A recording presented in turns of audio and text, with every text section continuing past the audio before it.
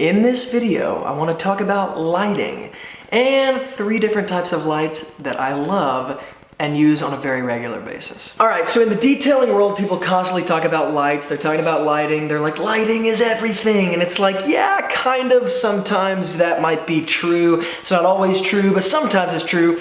So let me very, very simply walk through 3 different types of lights that I use and basically carry with me everywhere I go. And 2 of them particularly are very readily available, very inexpensive. And one of them is a fairly newer light that I'm growing to love very much. Now, this first one is a fairly like what I would call industrial quote-unquote light, like you might see it at like a construction site or something like that. It heats up, it can be very dangerous if you touch the front of it, but basically I would carry this light with me anytime I was doing polishing in a garage or anytime it was like raining outside and I knew my client had a garage, because I would close the garage and I would detail inside the garage and I wouldn't get wet and I could still, you know, the rain wouldn't keep me from doing anything. But it also really makes imperfections in the paint very clear to see, even though it's not necessarily like an LED.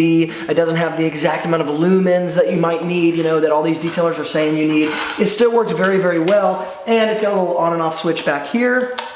Very simple, and it produces a lot of light. So you guys can see lots of light being produced here, okay? So you can see very clearly if it's dark outside, if it's raining, and then not to mention, I think I got it at Home Depot years ago, and it's like maybe 15 bucks. Now this next one actually is a hanger. It's a hanging light. It's got little clips right here that you can clip it or hang it over maybe a little handle on the ceiling is where I normally put it on the inside of a car. It is LED, so you guys can see, and basically, let's pretend like this is the maybe handle on the roof of the car that you could hang on to. I would clip it just like this and let it hang and shine light on wherever I was working in the car. I particularly used this light on the interior when it was raining. It also has an extra outlet right here in case I needed to plug anything in.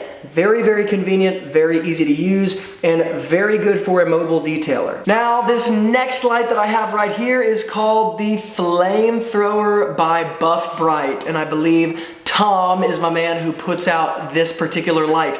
It is actually a light that you put on your polisher. Let me show you. So I got my Rupes here, and I'm gonna flip the Buff Bright light around like this. It's pretty tight on there. I should have loosened it up a little bit. Then basically you can just stick the light in the side just like this, and as you are polishing, you have a light that shines down on the paint so that you can not only see where you're polishing, but you can also see what kind of swirls are being removed and basically just your paint work and your paint correction work in general. Now it does have 3 different settings. Number 1 is just like full blast. Number 2 is a little bit dimmer, and number 3 is a strobe light, you know. I don't know why you'd need that for when you're polishing, but hey, definitely an amazing light. I can't remember the exact price actually, a little bit more expensive than the 2 lights I showed back here, but that's simply because it's a very specific utility, has a very specific utility, and it's a very, very nice light. I've been using it for like several months now, and it's not given out on me. It's done a fantastic job, and it's gotten thrown around and kind of beat up a little bit. And it's actually made with like, Tom did a lot of experimenting. This isn't sponsored by them or anything. I just wanted to show you guys this because it's a great little tool.